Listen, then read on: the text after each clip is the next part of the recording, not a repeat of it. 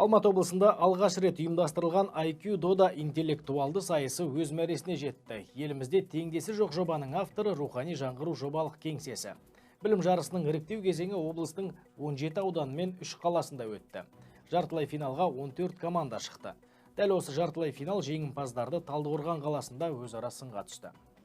Жетісудың бас қаласындағы ақтық ойынға 7 команда жолдамалды. Ұйымдастырушылар қатысушыларға аса көп шектеу қойған жоқ. Ең бастысы ойыншының жасы 18-де болу керек. Және ойын аяқталғанша ешқайсы смартфон қолданбауы тиіс.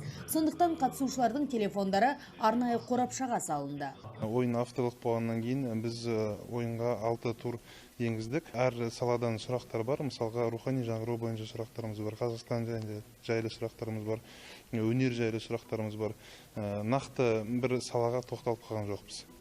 Зияткерлік ойын қатысушылардың білім деңгейін шыңдап қана қоймай, бір командада жұмыс істеуге, жылдам жауап беруге үйретеді. Мұндай сайыстарда ойлары озық, білімі жан-жақты әрі шапшаң команда жеңіс тұғырына көтеріледі. Жарыс нәтижесі бойынша Ақсу ауданынан келген эрудит тобы жеңімпаз атанып, 900 мың теңгенің сертификатын жеңіп алды.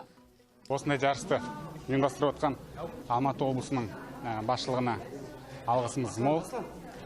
Және де осындай жарыстар болашақта дәстүрге айналады деген ойдамыз. Және өтіп жатса, әрқашанда қатысуға дайынбыз. Жүлделі 2-ші орынға Талдықорған қаласының Сережа Молодец командасы еленсе, 3-ші орын Панфилов ауданынан келген Праймерис командасына бұйырды.